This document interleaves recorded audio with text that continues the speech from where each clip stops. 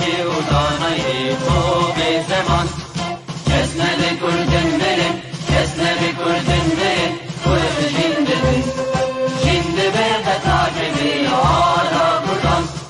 şimdi bir de takibi hala buradan hem kurdun rengi koru şureşin sevdikün günadiyan medalişan sevdikün günadiyan medalişan kesme de kurdunların kesme de kurdunların kurt jindedin şimdi bir de takibi hala buradan şimdi bir de takibi hala buradan hem kurdun Meryavut ey müslemin dil iman padiman her iştiman dil iman padiman kurdu Kurdistan kesmedi kurdunların kesmedi kurdunların kurt jindedin şimdi bir de takibi hala buradan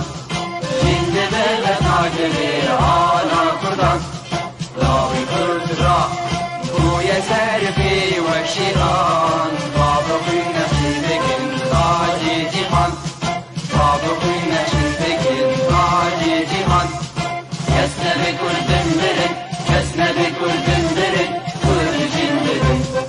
şimdi bir de takibi hala buradan şimdi bir de takibi hala buradan Orduyum hep hazır o amadene can feda ne can feda her can feda can feda ne can feda her can feda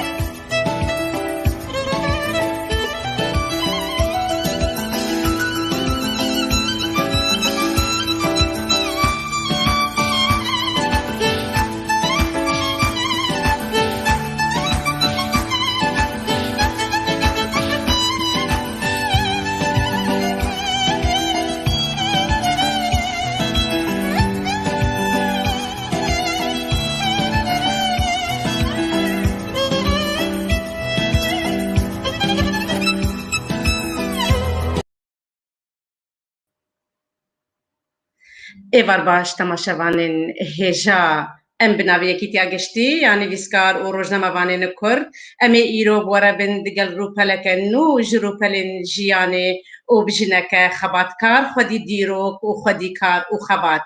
Belê mêvana me îro wê ew be navek ji navek wê bimîne di dîroka jinên Kurd de yên xebatkar xwedî rolekî giring di warên siyasî û civakî û çandî de. Belê mêvana me hêja Rêzdar Xunaf Haco. Rêzdar Xunaf Haco ji bajarê Tirpespiyê ye. Di sala 1995 de hatiye Almanyayê yekser dikeve nav civaka Almanî de û dest bi xebata rêxistinî dike ji bo bihêzkirina jinên Kurd di aliyên perwerdê de perwerdên siyasî, çandî, civakî, werzeşî. Belê li Almanyayê dîploma sosyalîst pêdagojî li Akademiya Bochumê وگرتیه و خوندنا لکولینا جنان ده لکولینا جنان بواری سیاست و چاند و جواکی و زانینگها دورتموند لزانینگها دورتموند به داوی کریه بله تماشاوان هجا از نخوازم از گلکی دناو واره کار و خباتا میوانا مکبنش بر اسخوازم او بده بخواه بهتر بده ناسین کار و خباتا خواه ما مستا رزدار خناف حاجو خیر هاتی زۆر سپاس ئەس سپاسیا وا وێنەیەن دەلال گۆ ئیرۆوە دانا هەر لە کۆمکردنە و دەرخستنە ژمەرەشی بوو سۆپریزە کراستی گەلێکی سپاس و سپاسیاوەت کرم و کێفخۆشم ئیرۆ گۆ دیسە ئەس بوومە میهوانا پەیف تیڤی و هەر بژیش پەیف تیڤیرە و هەر بژیش کە داوەرە گلکی سپاس امجی گلکی کیف خوشن گوجنکه خودی رول و کار و خبات گو ایرو میوانا مبه و ایرو امی روژکه دمکی کرد امی جدیرو کاته هنکی امی ناس بکن بله ما مستحیجا ام کیف خوشن گو ایرو تب مرایه ام دخوازن گو دسپیکی بلکه می هنکی بچوک و چند گوتن بسر جیاناتا آنا دان ناسین لی اسخوازم گوت بهتر لسر جیانا خواه بده ناسینش تماشاوانا ره گوت کار به هنکی لسر جیانا خواه جمر با آخوه زۆر سپاس ئاتە باش ژێ هەنێکی گوت یعنی ئەس لە ڕۆژئاوای کوردستانی هاتمە دنیایê ئەس هەفتەی و پێنج هاتمە ئەڵمانیا کۆچبەر بووم هەفتەی و پێنج پاییزی لە باژارێ بۆخومێ مجه گرت و لێ دەرێ ئەس مام ئەس بەحساسی خوێندنا کرد لە زانینگەها بۆخومێ دۆرتموندێ خوێندنا ژنان و خوێندنا دیپلۆمیا پێداگۆگێکمە وەرگرت و هەروەهاژی خوێندنا زارۆکا ژێرە ڤرد بێژنی یەکەمی سێرین ئەوژی کێمل بۆخومێ تەواو کرد و گەلک دەدی دەرفەت گەلێکی هەنە گۆ مرۆڤ کاربێت گەلێک وارادا برەنگێکی زانستی خۆ پێش بەبێ تەبلیوان تشتا بوومە راستی و یعنی زوو پشتی کۆچبەریە مێ زوو هەفتەی و پێنج ئەس هاتم هەفتەی و پێنج ڕەوشە کورد تێک چوو بوو دیسا تەفگەرە باشوور تێک چوو بوو لۆبیا کوردان یعنی هەمە بێژە ڕاوەستا بوو لەوێ دەرێ ئەم یعنی زوو کەتنە خەباتێ دەڕاستی یعنی هەم ئامادەکردنا نەورۆزە هەم تێبیرا من ما یعنی گەلێک خەبات چێبوو دوی واریدا و پاشی ئیدە نزیکی پشتی شەرێکەنداوێ ڕەوشا کورد هێ خەرابتر بووش هەفتەی و پێنجە کۆمەلا ڕۆناهی هاتە دامەزراندن کۆمەلا ڕۆناهیش وەیەکی هاتە دامەزراندن ئەو کەس ملەتێ مەگەلێکی هاتبوو سەر سینۆر ناوبەرە ناوا کوردستانی دە سینۆر باکوور و باشوور و ڕەوشا ژن و کەچ و زارۆکان گەلێکی تێکچوو بوو و لەڤر ئەپڕاستیانە خەباتی ڕۆناهی هاتە ئامادەکردن و خەباتاوی حیا ئیرۆ بەردەوامە بله براستی کاریتا او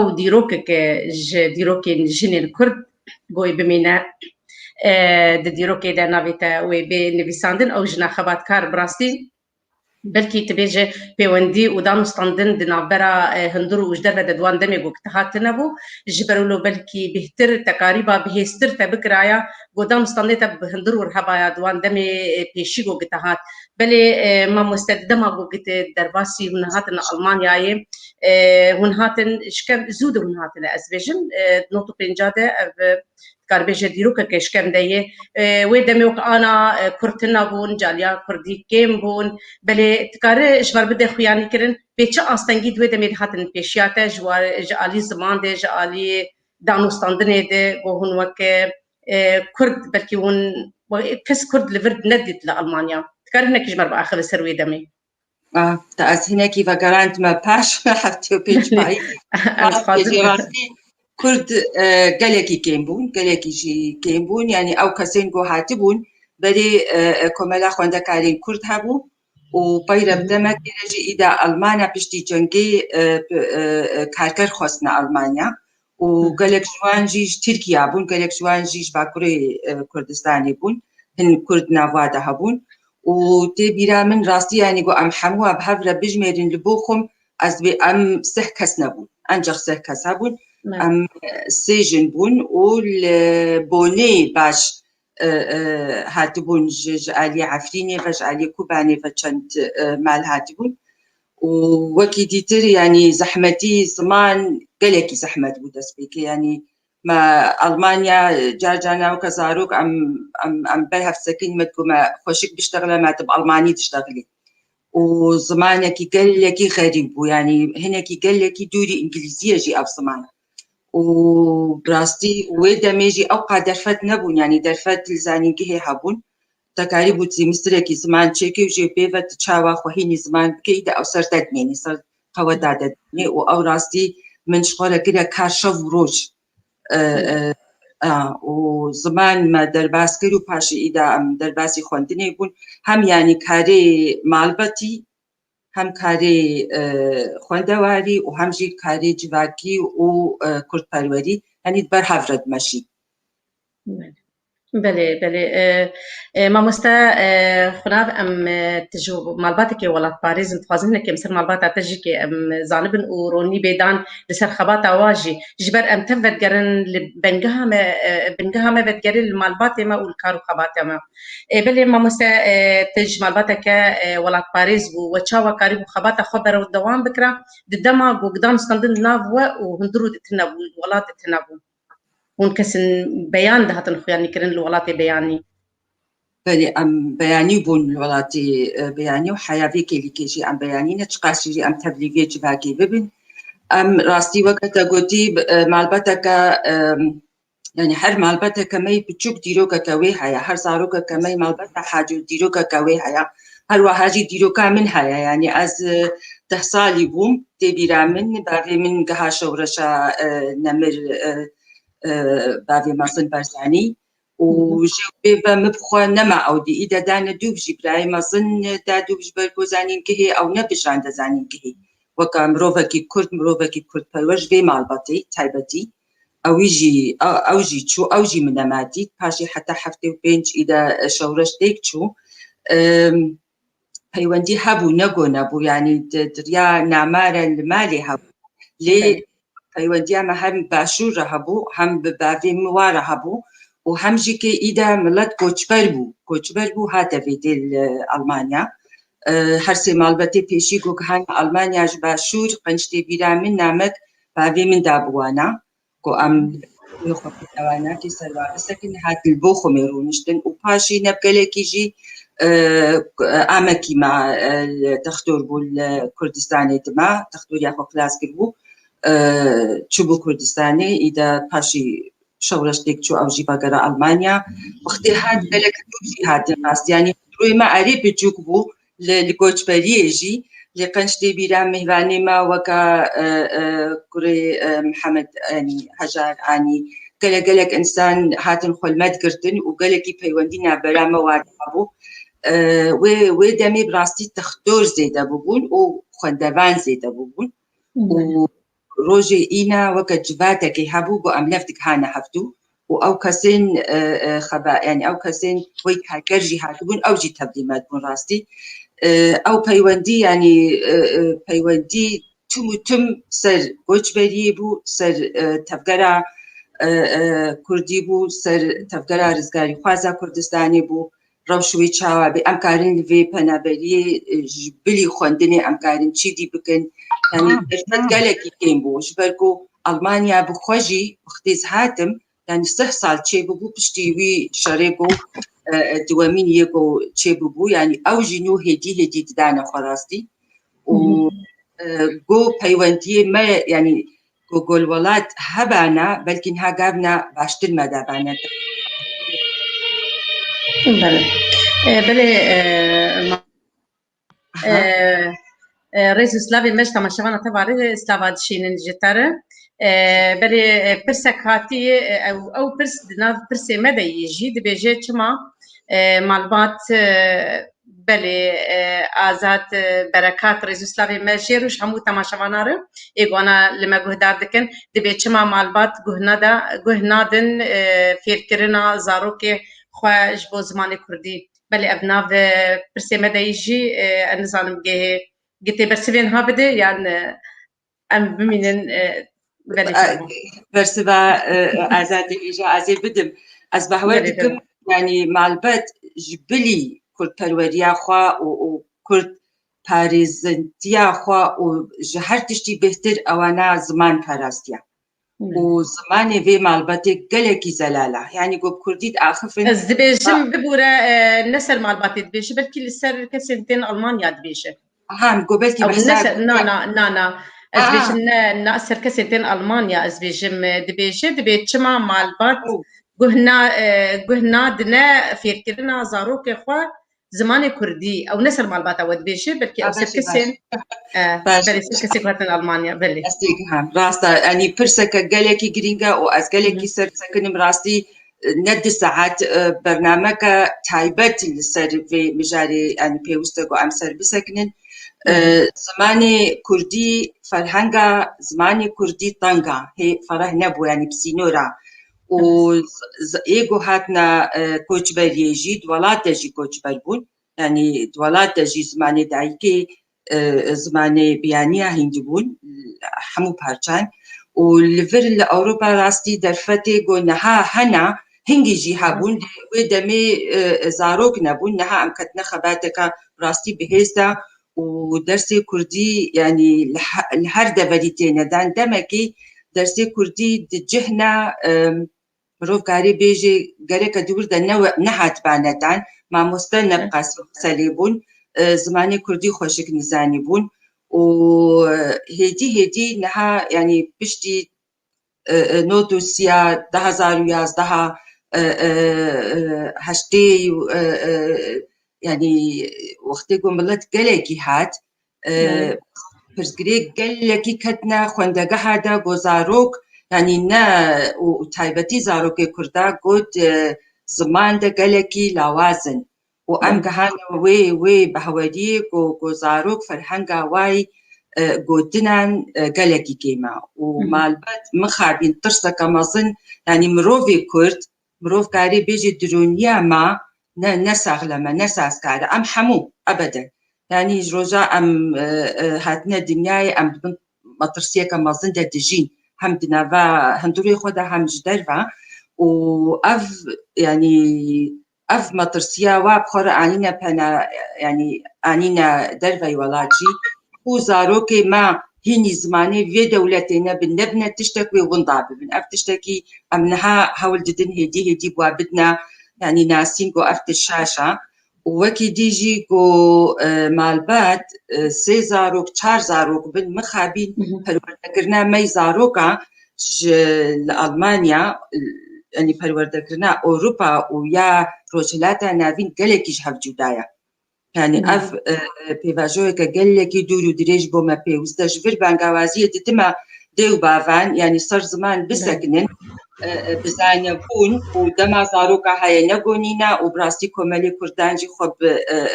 vî karîkirine niha ji nêzik em bixwe komela ronahî bixwe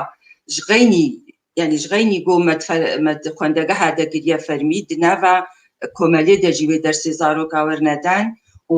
her wiha jî karê dê û bavan divê em çêkin vê metirsiyê li ser wahilênin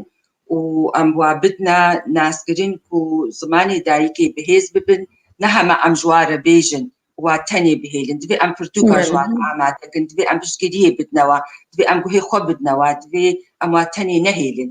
û belê heta got ziman karî bê yanî ser asteke bilind werê meşan wekî dîtir rastî ez ji vir dîsa benkim mixabîn yanî ew kesên ku xwendene jî zanene jî wey tiştekî nizanim wekî tiştekî bilind dibînin got bi zimanê biyanî bi zarokê xwe re biafir ew gelekî şaş e û wê gelekî jî poşman bin û zarokê wa piştî got mezin jî bûn wê gelekî wa êşênin wê bê we çima zimanê me yanî baş bi me nedanasîn بله راسته بله مامۆستا وەک ژنەکە کورد کاری بۆ ڕێخستن و کۆمەلا دامەزرین و ئاوا بکە بلێ ئیرۆ سەرۆکا کۆمەلا ڕۆناهیە تکار هەنێکی ژمەر سەر کۆمەلا ڕۆناهی بەئاخڤە و بێ ئارمانجێ وەژێ چنە و کەنگی دەستپێکی وە کەنگی هاتی دامەزراندن دەمەدەناسیم بلێ ئارمانجێ وەژکم vê کۆمەلێ چی بلێ کۆمەلا ڕۆناهی ڕاستی دەستپێکێ دا کار و خەباتا wê ji bonî welat bû يعني وەکەم گوتیش بۆی تایبەتی ژن و کەچ و زارۆک و نەها براستی کۆمەلا ڕۆناهی کەتا وێ پێڤەژۆیەدا گۆکارێکی پرۆفەسیۆنێلی ئینتەگراسیۆنی یەکۆچلۆ ئالیکاریە بدێ مڵەتێمە لەڤر گۆچبەریەی بڕەنگەکی سەر ئاستەکە بلند هەمی واراندا نا بەس تایبەتی ژن و کەچ و خۆرت و زارۆک ینی گەلێک پرۆگراممە هەنە گەلێک ستونێوێ چێبوونا گەلێک شاخ خۆبەردانە ناڤا کۆمۆنی و دەرڤەی بۆ خۆمێژی کۆمەلا ڕۆناهی پاشە ڕۆژێدە نها ینی 4 پروگرامە ئەم هەڤرە ئامادە دکن هێوی دکم ئەم بسەرکەڤن یەک ژێ گۆڤارە ڕێنامەیە نها ئۆنلاین دەردکەڤێ ینی دیجیتالە و ئەبەس باوەڕ دکم هێوی دکم ئەم خەباتێدە نەگۆل و پاشی 10 هەفتەیە دیترژی گۆڤارە یەکەمین وەرێ چاپکردن بە زمانی کوردی و ئەڵمانی و مژارێ وێژی هەمیژی ینی هەروەها سەر ینی یەکەمین بژار وێ زمان بێ و دەرسێ زمانی کوردیژی وێ خەلەک بن ینی گۆڤارایەکەیدا دەرسا یەکەمین و وێ بەردەوام ببێ وەکی دیژی چاند و سیاسەتجی وێ تێدەوەرێ گوتن و هەروەها تشتێ نوژەن گۆتبن هەم لە وڵات هەم پەنابەرتی ئامێ دوایێ ما براستی ئەم کارە زارستانێکی دکن بە زمانی کوردی و ئەڵمانی هەر تشتێ ما تەواو بووە ینی بەس مایە گۆ ئەم ئاڤاییەکەی بینن ینی گۆمە ئاڤایی دیت و هەنێکی وێ دۆمکێ راستی بەلکی نیو ساڵێکی دۆمکەی ئەس بهێڤیمە کۆ ئەوژیکێ ئەم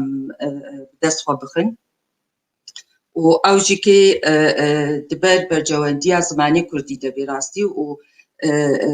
ئەو کەسێ گۆ زارۆکێ خۆ لە وێ دەرێ قەید بکەی ینی وێ دەستپێکێ بەزانی بێ و ئەو زارۆک ji bilî ئەڵمانی وێ هێنی کوردیژی بێ هەنی ئەڵمانجی خۆ قەید بکن ئەڵمانجی عینی تشت وێ هێنی کوردی بن توێ زارستانێدا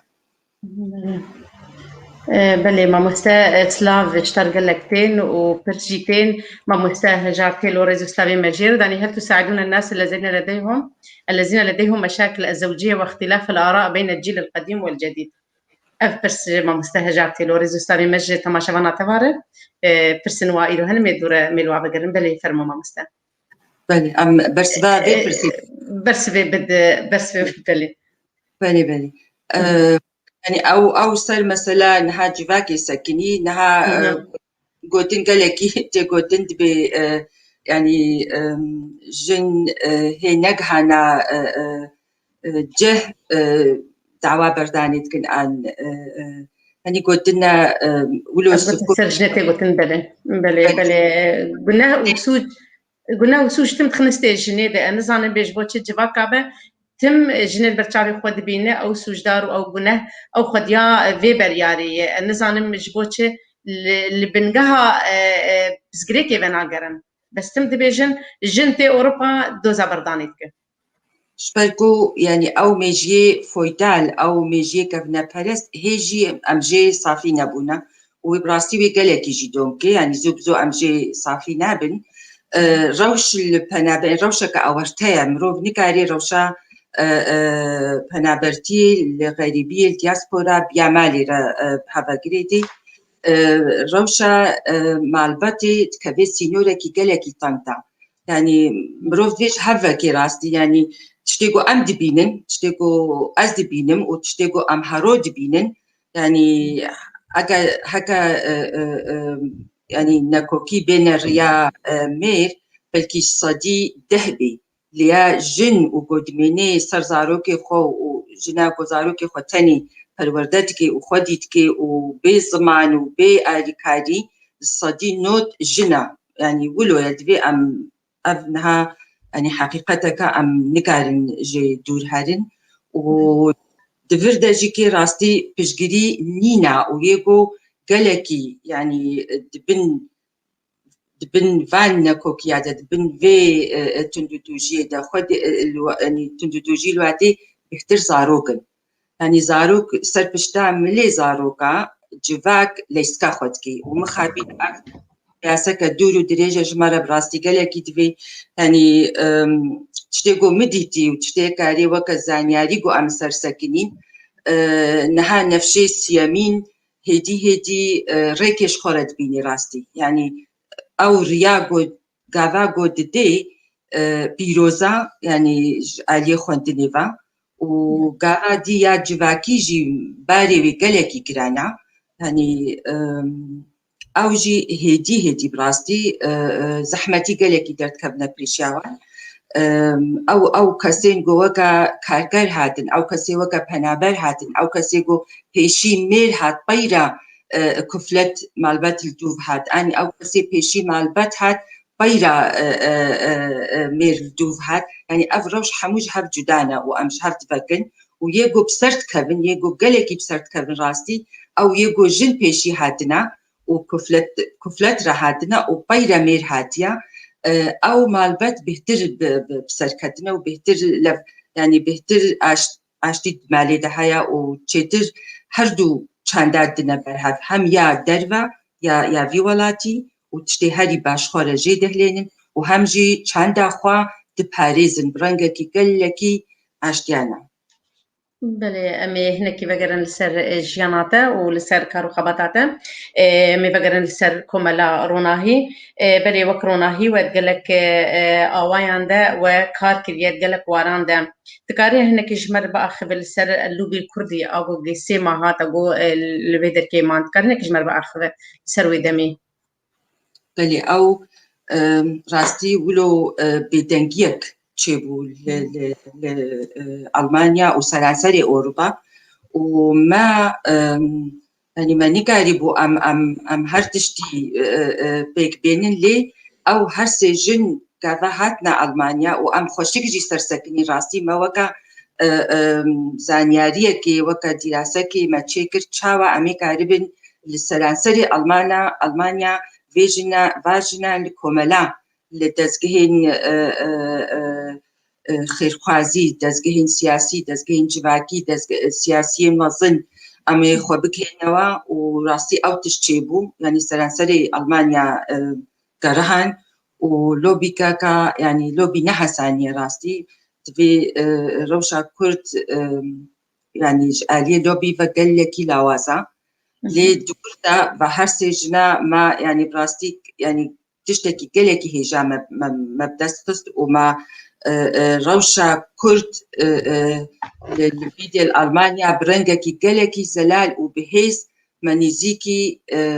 هەموو دەستگەهان کرد و نزیکی هەموو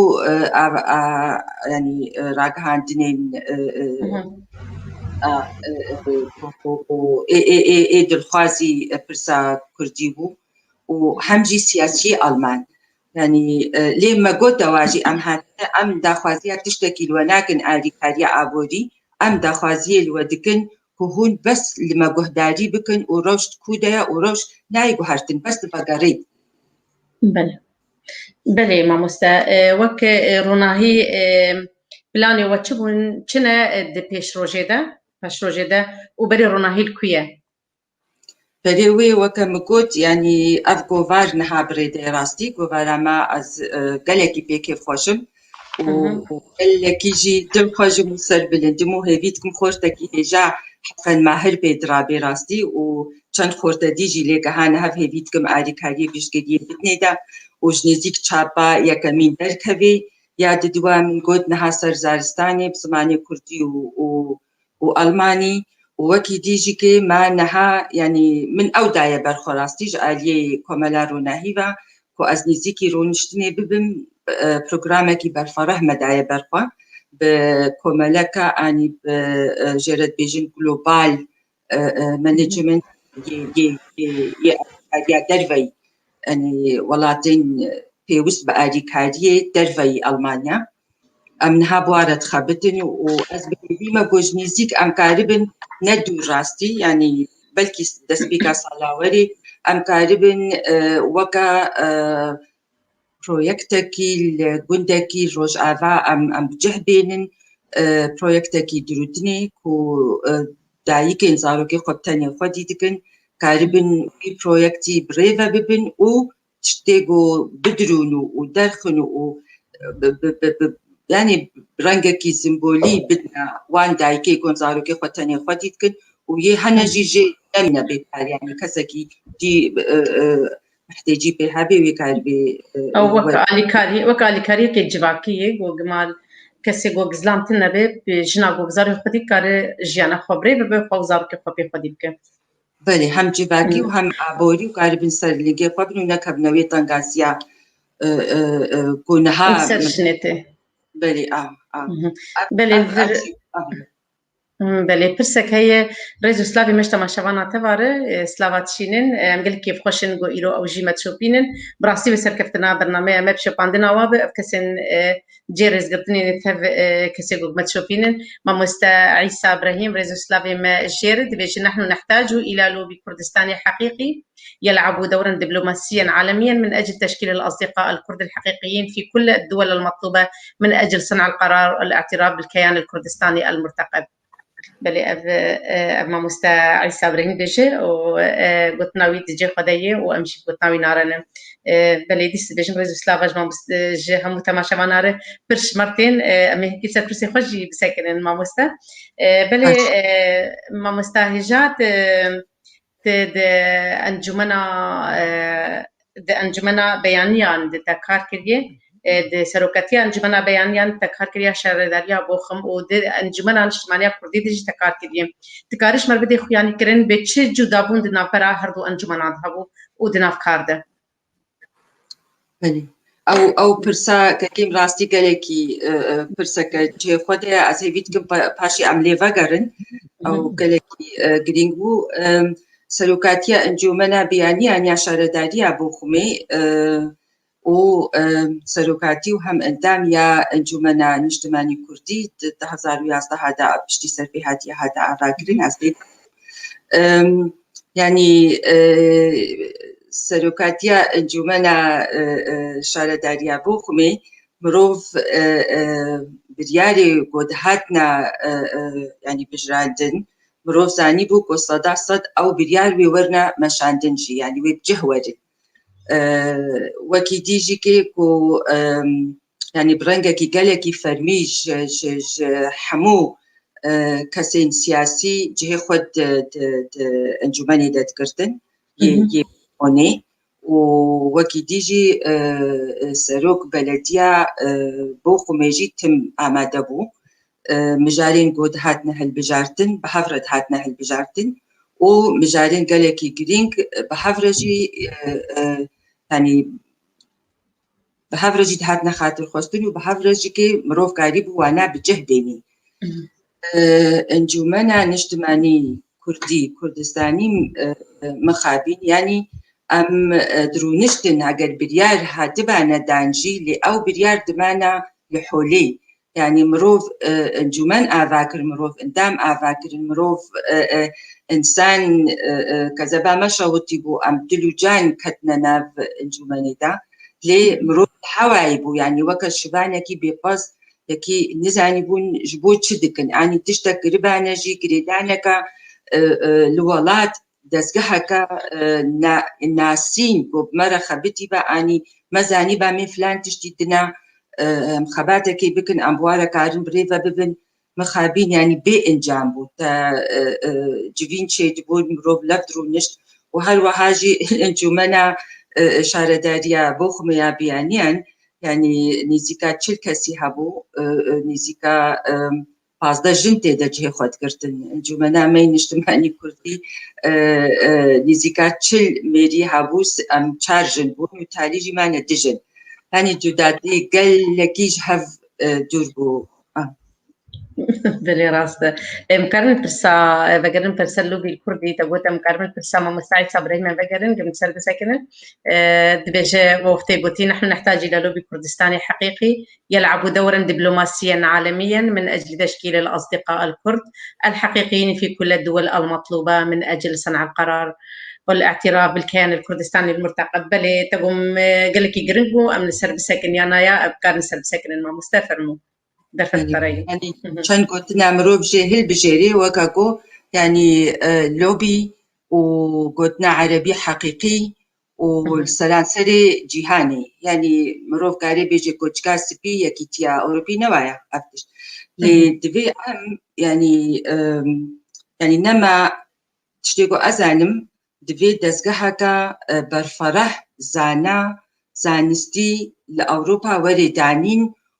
أو قلتنا حقيقة جهف وري هالبجارتن قالوا دوردا أم تشتخوازن أم دخوازن قالك بي نافندكا يعني بهيز از بيجم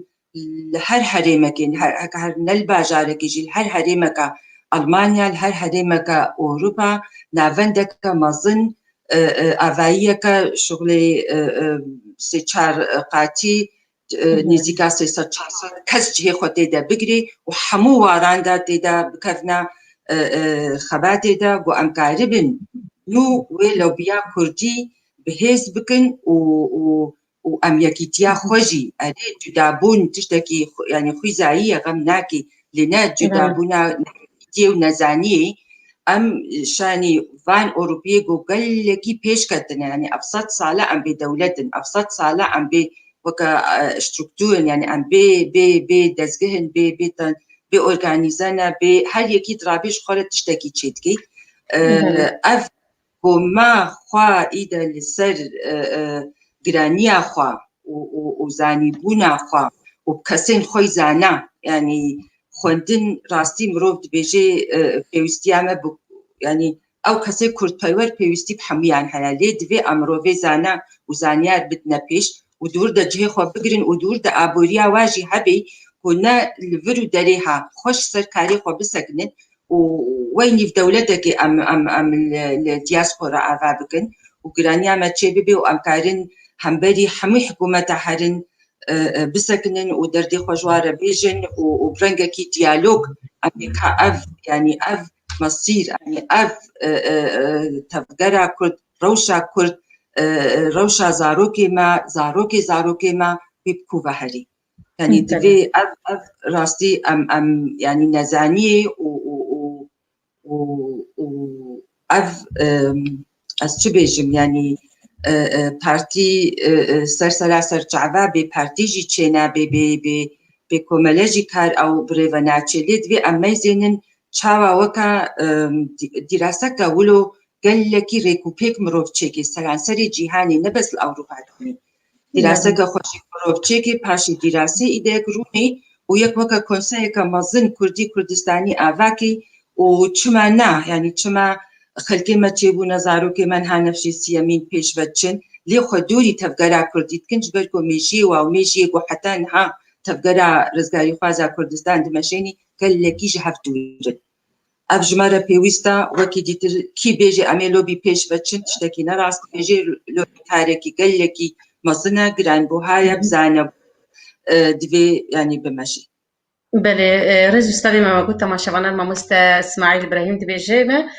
جبوت تسر برسي عربي تاني تسكن بله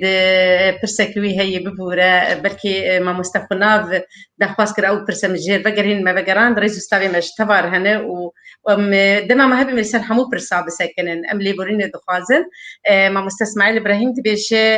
ما بري 3 سالان اللي بويا لوبي كردي هي والفرد برسكي ويدجي أو جيس اللوبي كردي دبيجة كاري هناكي لسر لوبي كاري وي لوبي لسر بسكنة جمرة أفجي برسا بمسا اسماعيل إبراهيم ببورن برسن جامعة درباست أم لسروانا سكنة جبر برسن مجي هنا وأم تخوازن بيتر زانيارة سرجيانا ما مستخناف جي ناس بكن بلي ما مستقيت برسبا وبدأ تفرمو بله راستي از به او افسي سالا لوبيا كردي بردوام دمشين ويقالكي وجي شانازيه بيقو ايوه كماجي اقادار بن كا چه خباتي تكن ام خونيزيكي هاف بكن يا دوا از بخوا لوبي چاوا يعني لوبي مروف نكاري بدك حساب كوملكي ب لوبيا كرد يا كردستانيا 40 مليون بكي وكما قلتي جمرة دزقهاكا بهيس دزقهين تسيفيل يجبك يعني جمرة بيوستن حتى قو أمكاربن قاوي زانا بدن يعني از لوبي تشاواد بيني يعني كتشكا كل سروكا انجمنا بيانياد باجاردا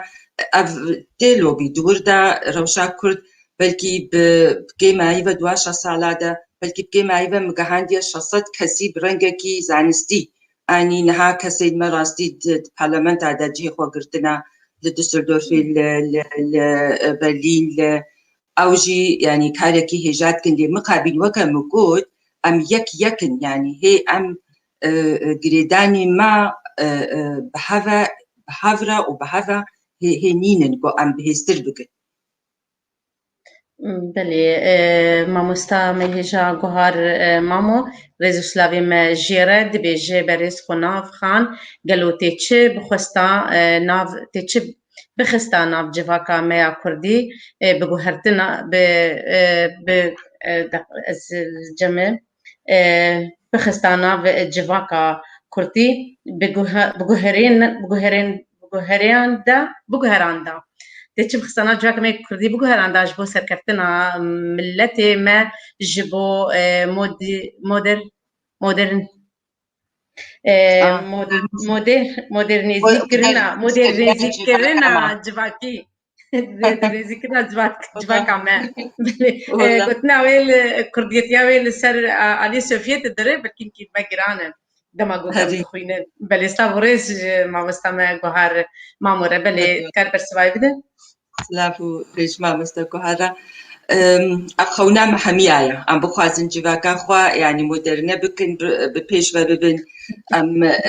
بخسر بلند بن أم جواكا كا مودرن بن از بهورت كما بدا خوازيا هر كسكي هر كردكيا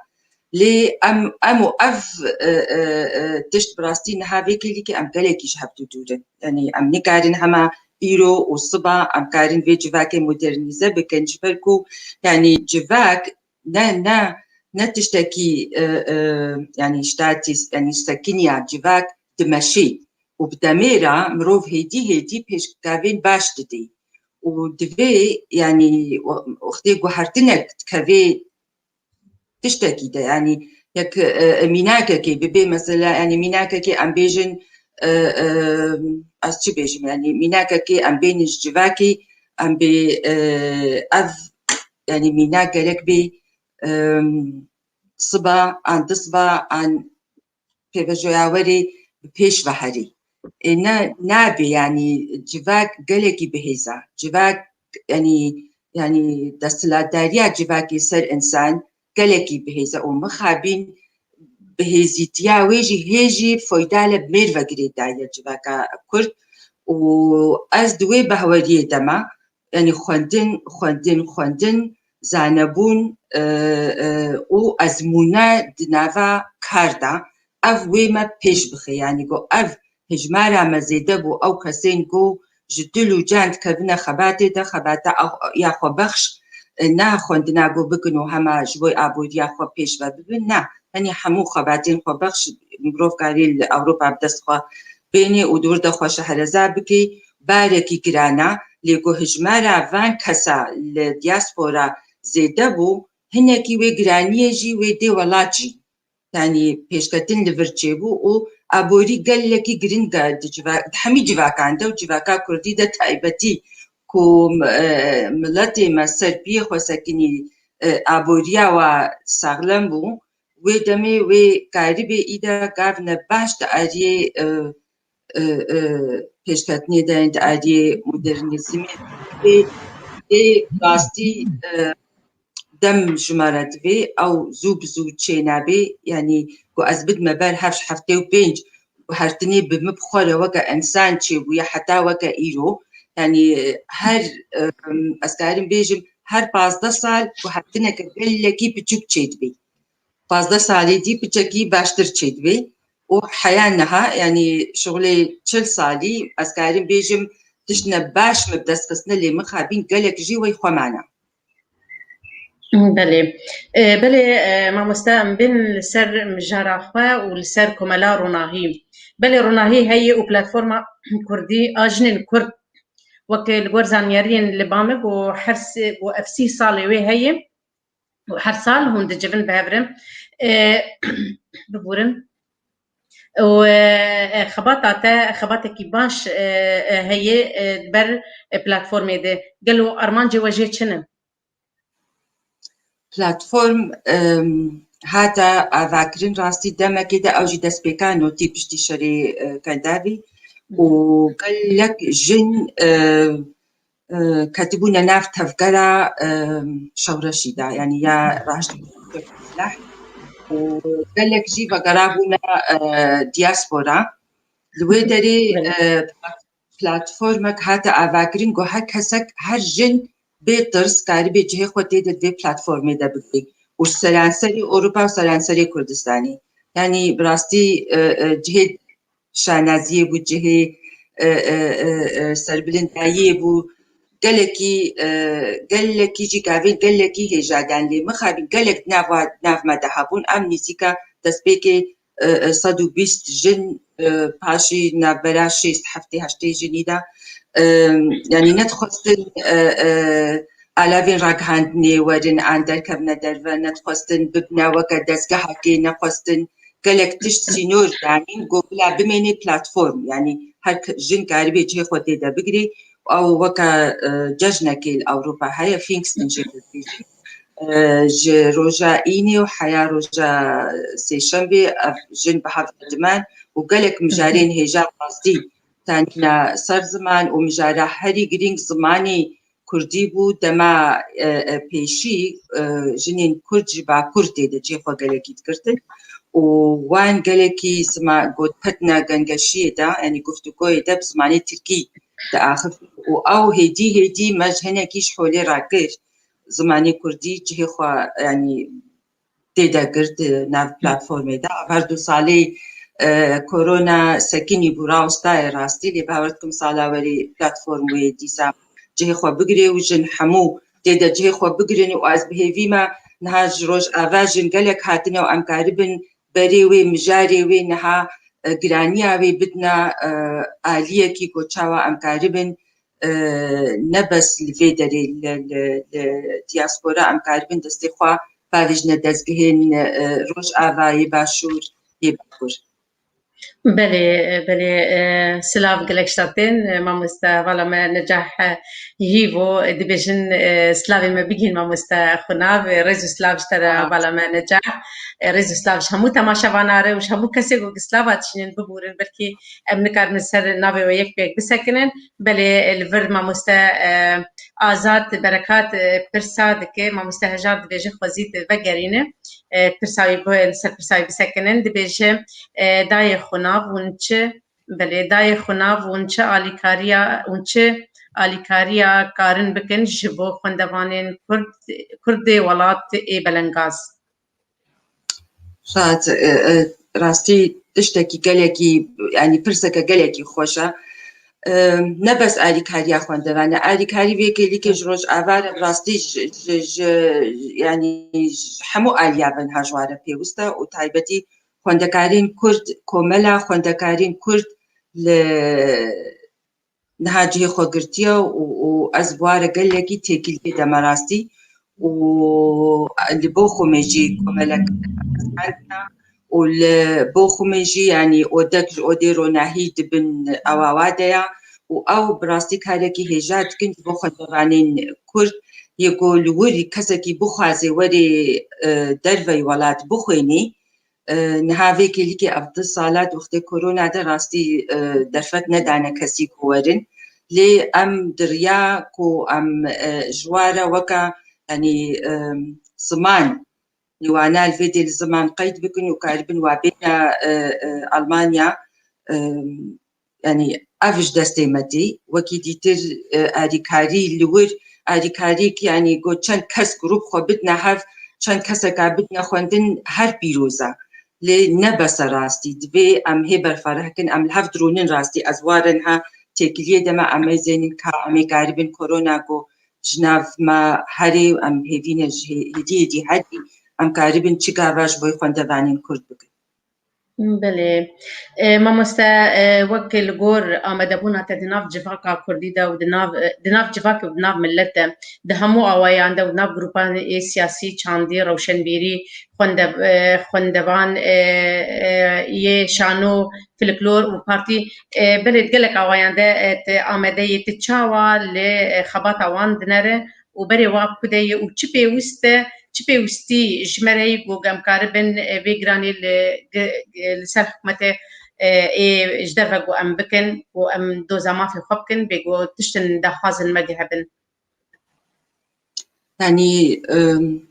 dilê min gelekî dixwaze û ez dixwazim ev grûpên hemû got ev navkirin ku hemû jî pêş veherin. Ji welat gelek ji wan niha hatine rastî 5 salê wa çê nebûna ez ji vir spasiya xwe ji wan re dişînim. Xebateke gelekî bihêz dene lê mixabîn nasîbûna wa ji yani şehrezabûna wa di diaspora de di komûna de di dezgehên Almanî de di civaka Almanî de gelekî mirov karî bêje nelawaze tune ye nîna û peywendiyê wa jî li gor yani kesên ku li vir şehrezane anî kesên Alman got alîkariyê jî bidnewa ew bi xwe jî nînin. Yani ez got dibînim xebateke hêja heye lê nasîbûna wa zanîbûna wa ku çilo karibin xwe bi rêve bibin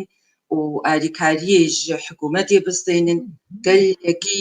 yani gelekî lawaza û alîkarî ji wan re bi rastî gelekî divê gelek cara ez yani eger pir ji min tê nekirin alîkarî ji min tê xwestin yani tiştê destê min tê ez didim rastî lê ne têrê nakê weke min gotî navendeka dezgeheka sivîl yani ji me re pêwîst e ku li her herêmekê nêzîka 100 kesî bikeve xebatê de û em karibin yani alîkariyê bidine vî miletî û şehreza bibin û bi rêve bibin yani komele ji me re gelekî pêwîstin insanî me nav çarçefa van komela de hînî şaristaniya van dewleta bibe hînî yani jê re gelekî dibêje insanê Kurd re hem wek penaber hem weke mirovekî zana yani jê re li vê derê weke ku min dîtî weke esmûna min bwara alîkarî ji wan re gelekî pêwîst e yani gelekî pêwîst e ne hindik. Belê pirs jî hene û pirsê me jî hene û pirsê temaşevana jî min kîsir pirsê temaşevana ew vegirin pirsê xwe berê Mamoste İsmail İbrahîm dibêje mamoste xwe nav jina Kurd li Ewropa tevgera wê hinekî çêbûye wek hûn komela û kar wekiriye di hêla civakî de di navbera we û Alman de. Belê ev gotina bêje yanî belkî kar navbera we wek jin gon karê civakî dikin di nav Alman de dibêje. Belê tiştin bat hene tu lê vegerîne yan ez pirsa xwe bêjim mamoste? Me pirsa wî qenc ez jê tê nekim rastî yani Birasî belê belkî ev wek nerînek xwe dayî dibêje mamoste xwe nav jina Kurd li Ewropa tevgera wê hinekî çêbûye wek hûn komele çi kar wekiriye di hêla civakê de di navbera we û Almana de. Belê yani têkiliyê me û Almana roj bi roj bihevre rastî yani bê wa kar nameşî yani em roj bi roj mil bi mil dest bi dest bihevre kar dikin û bi demê re mirov hevdû nas dikî û bi naskirina hev û civînên got çê dibin taybet yani her parçekî ji kar û xebatê civînên taybet hene yani mirov hev re dirûnê û piraniya wan Almanin jî û kar yani bi hev re hevdû dagirê hevdû tişî dike rastî yani bê wan nabê û gelek cara bi wan re jî nehesane miletê me nehesane û yani miletê me li dinyakê ye û Alman gihane esteka 700 salî dewleta yekemîn e ku di hemû tiştî de pêş veçûye wextê em dikine hevdû nehesane daxwaziyê me û tiştê ku em dixwazin û tiştê ku ew li me divegerînin yani nehesane lê bi rastî dîsa jî em gelekî nêzîkî hev dibin û divê mirov karê xwe hêja bike ji bo ku xwe weke bêjin yani ez behweriyeka mezin li bawa çê bibe zanibin ku ev insanî ha karê xwe ji dil û can bi rêve dibin wê demê kar bi Almanan re yani چێتر برێڤە دچێ ڕاستی. بله ما مثلا وگرن پرسی خو و سرکار و خبات اتم تخوازن بسکنن نکی داویا 2019 ده کنگره جنا کرد ولدار خسل بوخمه بنابه هفگرتنا جنن کرد ادبیجم تکاری نکی جمر سر با آخر و آرمانجی وجه چبون که پشگریا و کرده خوازی و چبون گلو تا رجا ایرو هم بردوام کاری و بله او وەکەم گوتی کۆمەلا ڕۆناهی هێدی ژوێ خەباتاک و تایبەتیش بۆ ژنان ji بۆ کەچ و زارۆک و خۆشدان دکرد هێدی ینی کەتە وارێکی پرۆفەسیۆنالدا ینی کاری ئینتەگراسیۆنێ کاری تەبلیغونا جڤاکێش بەرک و ملەت زێدە ژنها ڕۆژ ئاواژی هاتی ڕاستی و پێویستیاوە ئالیکاریە گەلێکی هەیە و ئەم لەسەر دسەکنن ژوەیەکی ینی ئالیکاریە ژنا کورد و دەستگەهەک ji بۆنی ژنا کورد ئەس بخوا گەلێکی گرنگ دبینم ینی نەگۆ ئەم نەهات جوداتیەکی بکن ئەم بێوەلا چما دەستگەهەکە تایبەت ji بۆی ژنا کورد چمانە دەستگەهەکە تایبەت ji بۆنی مێران دەستگەهەکە تایبەت ji بۆنی ژنا کورد ji ber ku jina em hemû zanûn daîm em vegerên em bê nîvê civakê jinin ev nîvê ha got nexweş bimêne civak jî wê tim û tim yanî pêşveçûn îde yekcar nîne ez pêwîstiyê tê de rastî dibînim û gelek jin tebxwe jî dît di nav konferense bûî te insanekî rewşa welat ji me re şîrovekir em gelekî pê şehnaz bûn te dît konferensekî gelekî serketî bû em سرکتی بون به آمده بون از جنین تیده او جنین چالکبان و سیاست مدار و روشنبیر و دواره کار جواکی ده رولا هم هر جنک جه دیرو که کوه بود دواره کار ده و آمده بوده ده بله ابدا یعنی نزان قیویره هنه کانویسان بگوتو بود به جنین کرد خویا ناکن جنین کرد تم ده جوینان ده حمیمیرن یک جنه ده جنن كهرن مزين بچاواني زيدي صد جني لف كهابونا هفتو و بيك ارمانجي بيك دستي بيك بي بهافرا بانگوازي دكرن يعني او افايا گوما كونفرنس جيتي دا تشيكر اللي بوخم تايبت مندية كخوحايا يعني هاوس دك شيش تجارت بيجن يعني خاني ديروكي بوخم دور دا او جناغو كونفرنس وكرجي گرانية كوي قل لكي مازن دبوخمه دت همي واران ده هيا او جنوي روجي دماخوا جمره فقطان هما راست جبامه تو بريخ ودا برلين وحتى ايروجي دبلا لي دروني بحثاوي كونغرامتكي وقال لك يجي تخازي بيشكيديه بدي في كونغري وبي قال لك يسر بلندا ودقو يعني من قالك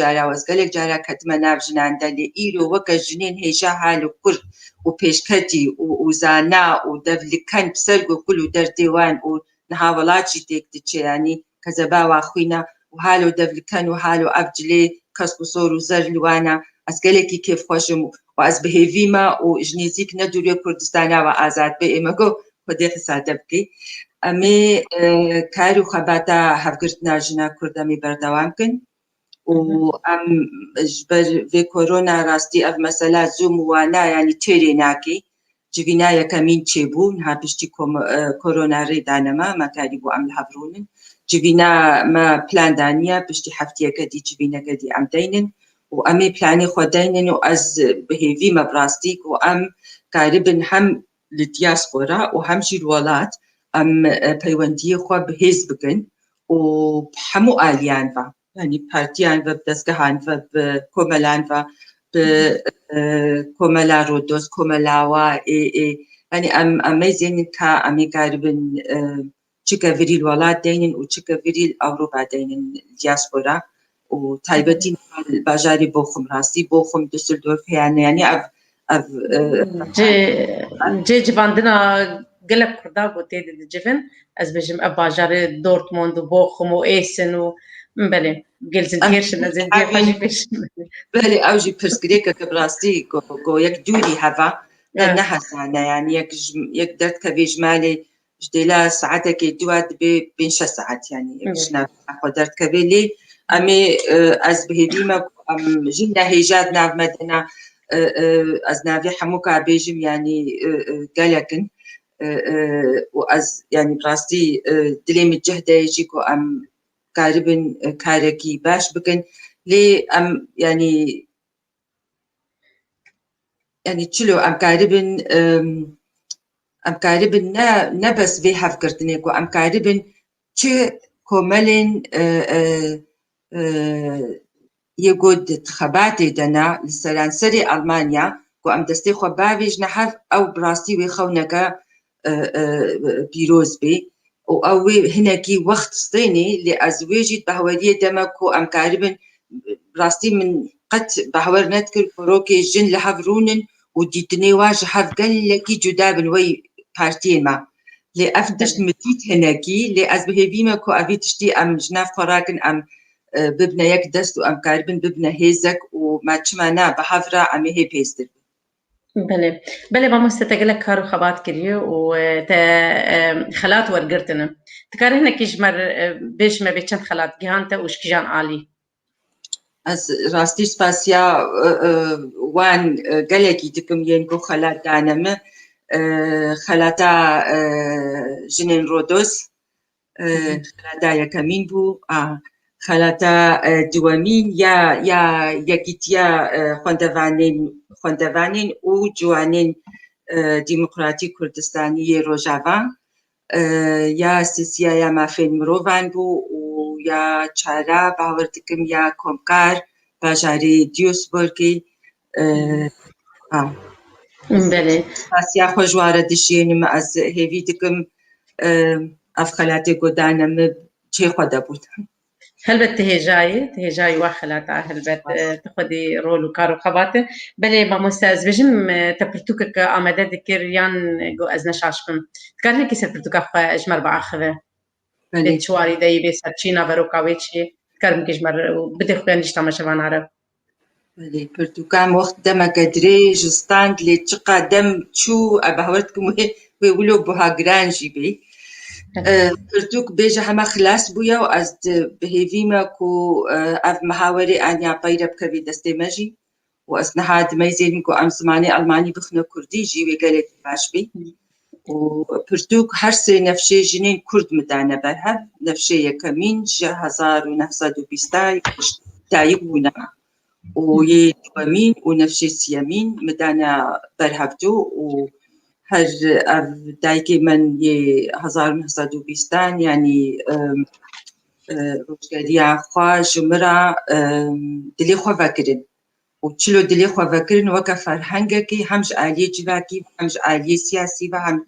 آلية تفكرة رزقاري خوازا كردستاني وانش همو آلية و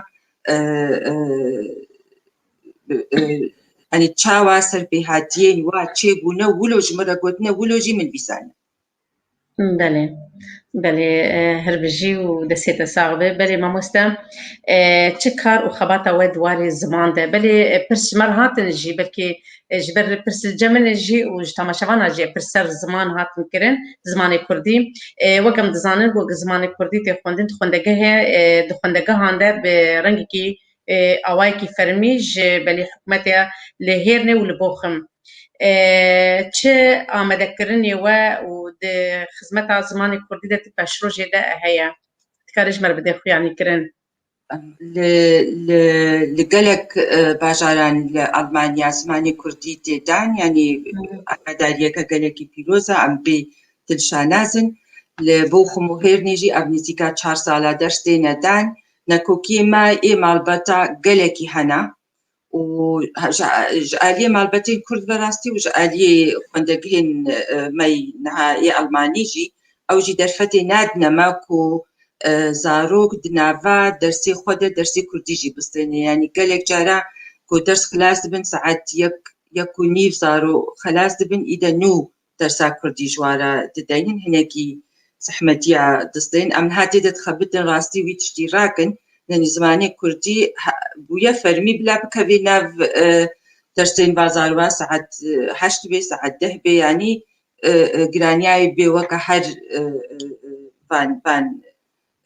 وكا فان وكا ماتماتيك اني وكا الماني اني ولو ببي وين نهس اني براستي ووەکی دیژی نەها بڕاستی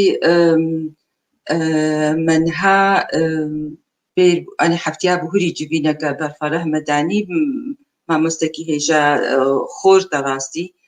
ji vir spasiyê jê re dişênim Hemed Keleş jê re dibêjin ew xum dest pê kiriye gelekî xwebexş dersê Kurdîn dana zaroka dana mezinan û rastî gelekî jê razîne heftiya bihûrî em pê re rûniştin niha gelek vê piştî mehekê ji xeynî fermî li gol xwendegeha têne dan wê du korsa ji bonî mezinan wê dest pê kê û du dojî ji bonî zarokan wê dest pê kê û niha yekîtiya mamosteyê Kurd jî bûare bi rastî em têkiliyê dene çawa ew jî karibin derfetê wayê aborî jî gelekî kêm û lawazin em niha bûare jî têkiliyê dene em çawa karibin derfetê wa jî aborî berfireh bikin karibin pirtûkna li gorî asta va zarokê me li diaspora yanî ku mezin dibin damezrênin û wekî dî jî yanî بۆ خۆم li hemû herêma dersê Kurdiyê nehatine dan civîneke me ew jî heftiya bihûrî bû em komeleka ronak ew jî ev nû 5 salê wa her bijî bi rastî ez gelekî serbilind im kar û xebata wa kedawa û em gihana wê behweriyê ku ew jî niha xwe bidinê de karibin wey komîtekê avakin û li wî alî jî em karibin gelek xwendegehê dî jî dersê dayîkê yanî bixne dayîkê bixne fermî û hem zarokê me feydê jê dikin hem malbat pê serbilindin û hem jî wê însanekî Kurd weke mamoste xwe û malbata xwe birûmet pê berdewam bikin. Belê bi rastî pir alî warê ziman de hene bir mamoste Azad Berekat dibêje dayê xwe ji bo zarokên Kurd lê çi planê we hene ez bînim li ser ekranê dibêje dayê xwe ji bo zarokên Kurd çi planê we hene belkî ji bo xwendina wan dibêje yan ez belê plan wekem gotî em dest davêjina komelê dî jî piştgiriyê bidin ji bo ku em berfirehtir bikin li gelek xwendegeha yanî dersê zimanê Kurdî fermî wernedan ev yek jî û hêdî rastî me ev xweşdê hêja mamoste Hemed Keleş em ê niha em ê bêje xilasbûyê jî divê bidine çapê ji zaroka re pirtûkeka ajalan çêkiriye gelekî hêja çêkiriye rastî û em berî çi qasî li hev rûniştin weke Almanî dibêjinê de memory zarok wan kirta diqulbênînin û divê zanîbin îde wextê deyne ser rûyê rastî ka weke hevin ana niha hazirin nêzîka 500 kertî hazirin û ez bihêvî me îde got pêşgirî çêbê got ev tişt me çêkirin îde heme zû ji zaroka re bistênin ji bo ku em jî bihêz bibin em tişt nedî derxin yanî programekî wî gelekî xweş heye rastî pirtûkeke dî amadegirî ew gelekî dilê min e yanî nava pirtûkê de bi Kurdî mirov zarok wê ferhenga xwe berfireh bikin yanî çîroka û li derdora wê gelekî xweşik bi nav kirine her tiştekî bi nav kiriye ka em ê zênin bê hevkariya wî em karibin wê jî birêve bibin wê gelekî baş bê û bawer dikim ji Azad re mişiyan ji geleka re jî mirê kir xortekî Kurd Qeys jê re dibêjin spasiya wî dikim hê nedîtiye civanek pê re daniya rastî ew xewna min bû rokê ku ez mirovekî Alman di mirovê Alman birana dibêjin Bruder Grimmê birayê hev li seranserê Almanya gerana û li seranserê Almanya ev çîrok girtina û bûna weke bengeheka giranbûha di çîrokên Almanya de û gelek zimana hatina wergerandin û bi rastî zarokê Alman yanî hema ez nabê 2 salî 3 salî û pê de van çîroka nas dikin û zarokê me van çîroka nas nakin û niha ev di nav vê ked û xebata hêjaya xweşdê hêja Qeys de bû mij geleka re rêkiriye hatiye wergerandin bi Kurdî û ka em ê zênin bê weşanxana wa يعني قال لك برفرها أتبقي مش درجة شيا بريزي إسرائيل ولا مش قال لك هرا بله وكأمي زينين بأمي تشاوا قاربن دستي خو بدنا هاف يعني أزل أزمانة الفا إنسانات قران بالعرداب دست هر بيجي جوار النجم راستي في كداوايا لأزي أريكاريو بيشكيري دموا وأز هيفيت كم تبي واري زارو قادا وأز قاربم خباتك خونك مبوكو وزاروكي مجبركو يعني قلق برنامج تشيكرنا راستي قلق ديو باف معاني نجبو خاطريكو ببينن بزاروكي وقود نافا هندرو دب زاروكا ألمان ردرونن چتي سري زاروكا و زاروكا ألمان هاي كيجا أستي ما قلق بروجكت في واردة كرنا وبراستي يعني دلي ديو بابا قلقي تشكست ليكو نها حالو أريكاري هابي وأم حمو بهافرا ونافن دامت چێبێ و دەستگەهی سیڤیل چێ ببن هەمێ کاربن دیکاری نەئەستەنێ هەموو بهافرا ئەم برێڤە ببن. بله ساعتا تخواه الشهر بيجيشتر وبراستي جيرز قرتني چه کسی گوگه گاوا باویج دبر دواری زمان دبه دواری کار دبه دواری خباتی دبه دبر کشا ملت خواه ولاتی خواه ده بله دبر شیرین وان که بیجی رزوستاوی مجیر وش هم تماشاوان هارم لیبورین اتخوازن براستی پرسگه لکن گوگه لي بقرن دبيج ما مسيطرة بكل المقاطعات ألمانيا في منظمات النساء الكرد لتعمل في مجال المنظمات وبالأخص هامبورغ إذا عندك معلومات معلومات بلي فرساوي نايم بله تدي وقتی کو پلاتفورم دکی هف راستی قالك كسين قد وان دزگه دا چالکن او جيتي دانا يعني الهامبورغي سما قالكي چالكا وبراستي قالكي جي چالكن ودقيق هرمي دي دا جي چالكن ام هم يك هفدو ناس دكن وهم كومالي جيم هف ناس دكن لي كومالي نهاجي دي كومالي سي كومالي باور دكن بريدنا بورنا آفاكرين يعني تايبتي كومالي جنا ونهما نهما كومالي بآفاكرين وخلاص يعني كومالي بآفاكرين كاري هم تبلیغونا جواکی بکن و هم جی که امی زینن دبره چاواوی کاربن آریکاریه بدنا ولاجی. بله مامستا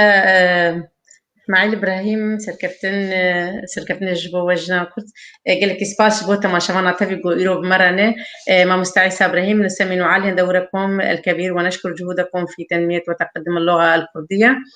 في المهجر من اجل الحفاظ على لغه الاباء بل ما مستعيسى خورشيد ما بلا مفدوا كنترولي دنه برس منك هانتاوي وبرن رئيس استاذ مش هموكاره على لغة الآباء والأجداد بلي سباس جبوه بالمي كنترولي براسي أو جيب مرانة بلي ما مستخناب سباس بولي ما مستخناب دما جوجي أفكرش بريا برتشيبو هاتن أوروبا أو تشتيجو مدينة الولايات تشيبو أو جراني جو سرملتي مدهاتن وتشكاريبو هون بتشاوا يمكرهون آلي كاربن بملتره وكرد گوش کم دل بیدر که و از بیشم تجیه که باش گرتیه لألمانیای دواره کار ده 2015 راستی ملت گله کی هاته باشاری من بخون و از يعني كارم بيجم كو 24 ساعة دبان هايمي گوش بوي پنابراداني بون خباتكاري روناهي نزيكا 6-7 كس هبون ويدمي يعني 24 ساعة دبان هاي مادة برخزمتي دبون راستي يعني قالك جوانا دراسهان هاديكا قالك مظن جوارة تشود روشك قالك خراب دبون يعني ألمانا نما تجي أزنزانم يعني ألمان نما بيرا قهان قو آفايا جهي سيبوري يه خوندا قهان جواستان دبون وهاتش دنافا هندروا هذا يعني جبوي فقط عندنا داني بون وقالك جارا براستي جن بزاروكي خورا والعالي تيمير بون يعني قالك تشتي نخوش اني قالك خورتي تاني الوربون كو تشتي قالك نباشت كرين يعني دور دا مكاركي براستي قالك هيجاك قالك بهز مكاربو ام ملاتي خورزگار بكن لي يكتشهبو كتشكي خورتي روناهيش خباتي قد وقران يعني هناكي تكو يعني نيكا اني اختي دتشن اريكاريت كن راستا بهتر تايبتيج بو كرداد كن ليكو كسكي ديتين ما نافقرينن لێت گۆ ئەم وەختێ گۆ دبینن بێ چاوە ئەv ئینسانێ دی ئەv مڵەتێ دیتر ینی هەموو ناوێ مڵەتە هەمووات گوتن گەلێکی بزانەبوون زانن کاری خۆ بڕێڤە بنکارن دەردی خۆشک ژێگیرە بێژن لێ ئینسانی کورد نە دەردی خۆزانێ بێژێ نا ئۆرگانیزا خۆکاری خۆشک بڕێڤە ببێ و گەلێکی پاشمای بەمانە و دلێوان دشکەست گوت چمە ئەم حالۆنا بێجا ئەv دیرۆکە ئەمەی دوور و درێژە دەستپێکی مەبەحت مەگوت ئەمێ چاوە ئەنی مەسەلا خوێندن ئابۆری باش ببێ لێ ئەس بێ تەنێ دێناک هەمڕاستی بۆ هەرێمە ئازاد و نەها وەکە دبێژن ڕۆژ ئاواژی ینی گەلێکی هەرێم ئازاد بوون ینی ئەس دێناک هەم چما ملەتێک کورد هێژی تێ دیاسپۆرا هێ گەلێک جوانە نەڕاهشتنە پێنووسێ ینی ئەف تشتێکی ڕاستی نەماتی قبولکردن ینی گەلێک بێ یەک گرانیەکە مەزن لڤان پارتیا بکەی لڤان هەر قورچکەکەی کوردستانی خوێندەگەهەکەی ئاوا بکەن گۆ بکەی مایی بە کەسێمە حیا سەفەی 6 7 8 بخۆن بله مخابن ام خوندنا ماشي الولاد كتاب لها بويا بله الفر ما مستهجات هلو دبيشه هل لديكم مكاتب في بوخم فقط ام لديكم مكاتب في المناطق الاخرى ابج بلكيج نفسجه وي روناهي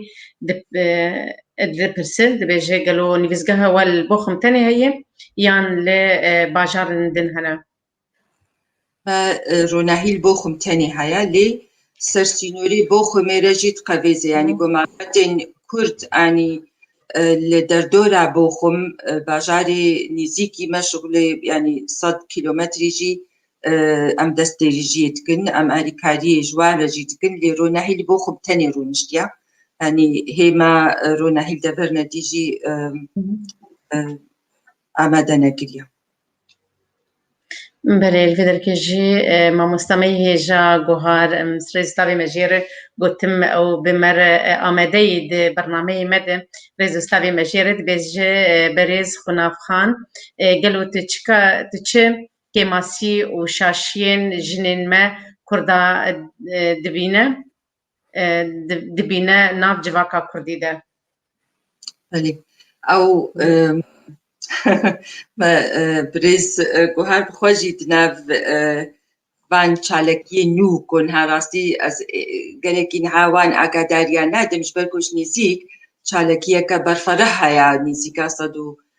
شست جن او بخواجی دیده ام همو بهاورت کبنا تفدیبین دبن و دلی جه دلشانازیه براستی یعنی مروف از چه بیجم یعنی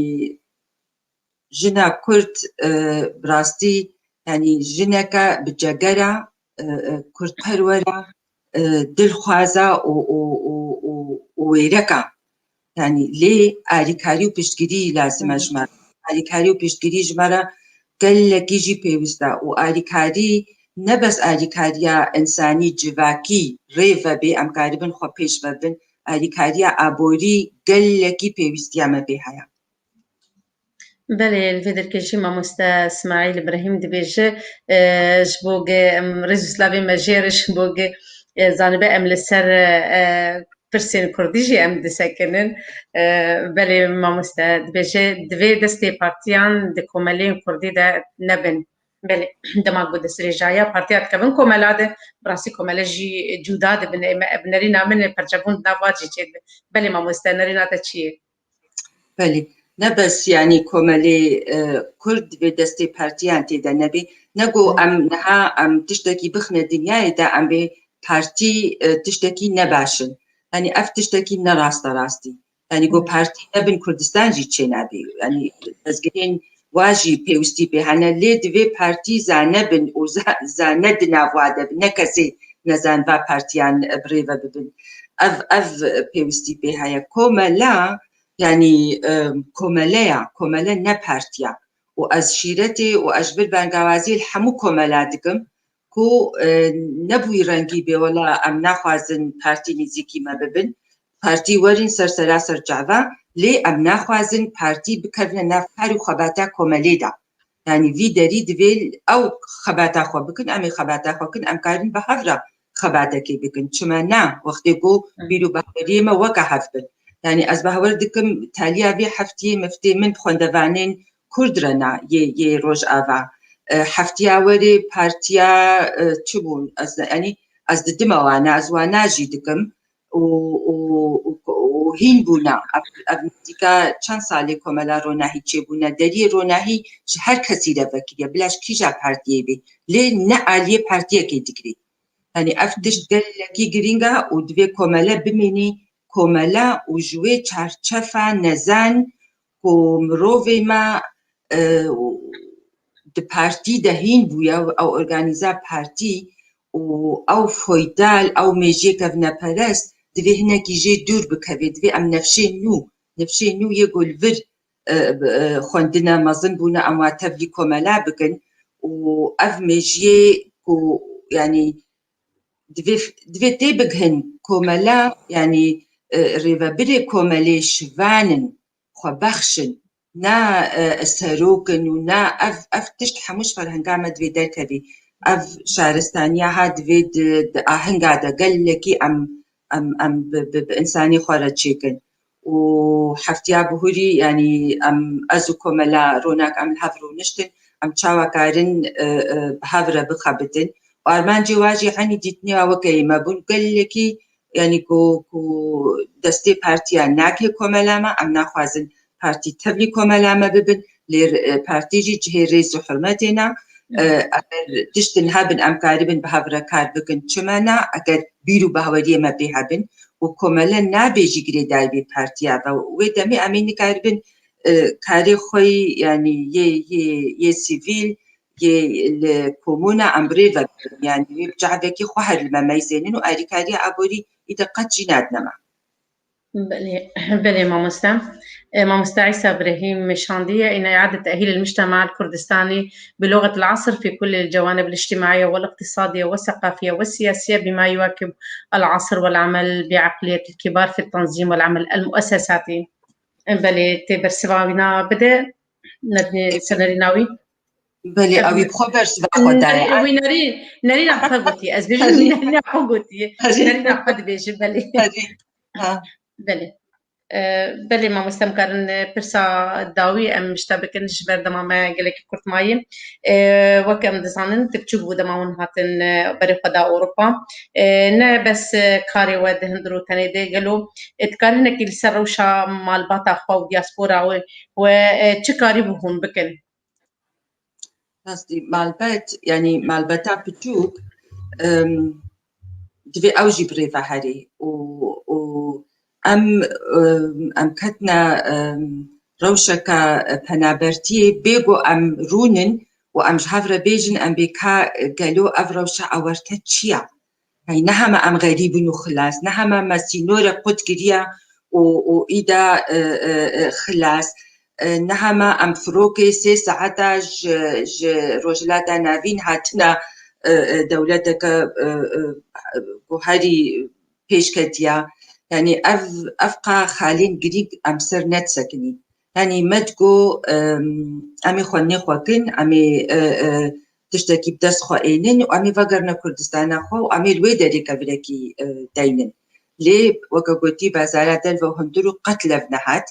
وحجي كتا أوروبا دا أوروبا ماجي مخابين ولفيدري أصلاًكي در كدن جبركو ئامادە بوو نامە وەکە مرۆڤێکی پەنابەر بۆ ئەمرونن نەبوو ینی زانیاریەک زانیبوونێک نەبوو لێ مەب ڕاستی تەڤلیبوونە بۆ زوو ئەم تەڤلی vê civaka بیانی بوون و مەناس کرد پشتی بۆ مەناس کرد مەترسی jî نەما هەبوو مە باش کولتورا van ئینسانا ناس کرد مە باش زمانێوە مە باش چانداوە مە باش سیاسەتاوە مە ناس کرد ئیدا وەکە پرەکێ ناڤبەرامە وا دەچێ بوو و ژمەرە دایم jî هاتە گوتن وەختێ ناسنامە ئەڵمانی jî مەستا هاتە گوتن هەڤالێمە دەردۆرامە دایم دگوتن دگویانی هون چ قاسی چاند و کولتورا خۆ هون بپارێزن ژمەرە jî دەولەمەندیە و ئەف تشتێ ها ینی نەکۆکی نەگۆ نەبوون هەبوون ینی گەلێکی خۆش بۆ وێ دەمێ وەکەمە گۆ کورد نەبوون نيفيجوا ألمان بو نيفيجوا بشالوشا بو بجلي كردي نوروزي تا جه قرتبون يعني أنجي كي لبوخمي بخوا لغور يعني تاخوا زعما ويدمي خوهيني زماني كردي كي بروفيسور بو درسي كردي لبوخمي دان لجمرة نه حساني براستي يعني وخدي كرنا زاروكا يعني مبخو زو يعني جمرة اشكاربو وبيشتو 4 ساعات بفي زاروكي ونمجول بي او زارو صبا ونوكا از نابي از وي بد مبر زاروكا كا كردگو هاتنا عند بي از بد مبر زاروكا كا قول فرق دي دايو مصن بوا وچماوي كيمي بي يعني نحسان بو ودفردجي كي براستي سر زاروكي خود بي امقاليكي بسكن ونبش چونا خوندگه جبوني يعني هنبونيا هنبون لأوروبا بهتر لماليا ود كاري نت خوندگه دا يعني هم زاروكا كا أوروبي تدبيني ونها قالكي مجي راستي يعني بشتيش خوندگه دين دچنا سيبوري دچنا موسيقى دچنا زمان دچنا يعني قالك تشتحنا الدور ده بهتر زاروك بيشت كبي وقاقو تخوندگه دا وأفجي دم جيرد بي ونابي هما بيك شخورة بيجي مزاروك چكريد بيسا بيز أف زاروك هتيا بر يعني نابيز كما برگون هفي زاروك دا دوی از گوهی خو بدمیده و گهدان اوا کو از هر تشتی دیو باف سری خو باویجن و زاروک جمهوانا زاروک جگری زاروک وقتی والا بوش هری زاروک رینگترا و او تشت براستی مکره سری خدا و ازارو جیبوم لما بريفا برنا حساني بو و از نپوش معنم يعني اب زاروک كركي مني مظن كردياوي كرمانجياوي جي عمو خوشتره و المانياوي جي وإيش ألمانا خوشترا ولبطان دناوي كرديا وهم يديجي ناس دكي وأز هيفي دكم كهر زاروكا كرد في أواي ولي خدي كرن هربجي هر تشل دايكي بدجر هر تشل دايكي بدجر وهر بد تدايكي سركفتي بو تدايكي كي فكري بو تدايكي كي زانب وجبرلو زارو يتجه تانها جو بزمان خوي كردي كلكي خوش تشتغلن بلي ما مستقبتنا تيداوي جرجمتها بتكار بيج مرة بلي ام برنامج بداوي بينن تقا دمامة زوجو نولو كي بنا قلت لك زهر قال لك سباس بريسيس راس قال لك كيف خوش بوم ايرو واسكر ما مهبان ايرو ازو تبهافرابون و از هيفيتكم جو مكاريبو هن برسواجي ام بدن ودمي بيج دا ام بخوجي جبلي وعلى بين راك هاندني جبلي هالو ام ببنا مهبان ام دست بهافرا كار بكن وسركتني جملتي خورت خوازم جهفتو حزبكن حتى جوابي خو بدنا آلي خوندني دريل كتو جنا نقرن زانبن وهربجيش ما شكر دو كردستان قال لك سباس بو تجيب راسي وقت قدام ما قال لك زوجو از قال لك مجول بوم بتر از دمام متخسر تجو داري بكم هين بهتر وزيفيتكم جروج نقولوا بهتر بدستك بمقاربن دام صانبها بكم مقاربن بهتر سرجيانات ام ناس بكن جي براسي تشقندي تدبيجي جيانات جيانك قال لك زنجين بكار وخباتي وبلي تماش بلي اسقازم الشبرجم دماغو ام بداوي بين اسقازم تقدر هناك تبمينه جبل دورة نكري ام هناك بهبره دنو دستين استوديو ده بلي تماشا بان هجان بداوي كتيا گشتي يا نويسكار وروجما بان كرد ام قال لك سباسيا ميبانا خوي هجا وقدر بها ما مستبرس خنا بحاجو ام دكن جو ايرو ميبانا مبو ام قال لك سباسيا وجد كن ام ليبورين شود خوازن دماغو دما مكرتبو ام نكاري بولسر برسبي وجي ام بسكنن وام سباسيا كتايبت جوالي مي كنترولي ما مستا خورشيد علوي ما مستا فدوى حسين ام قال لك سباسيا واجد كن وام قال لك سباسيا جهدانا واجد كن بمرق هونمان وك ازتم دبيجم سركفتنا برنامج ما ببردواميا وبمرق تماشا الهجا بلي تاخلك بي وروبلك نو جي روبلين جياني هم ببينن دخير وخشيده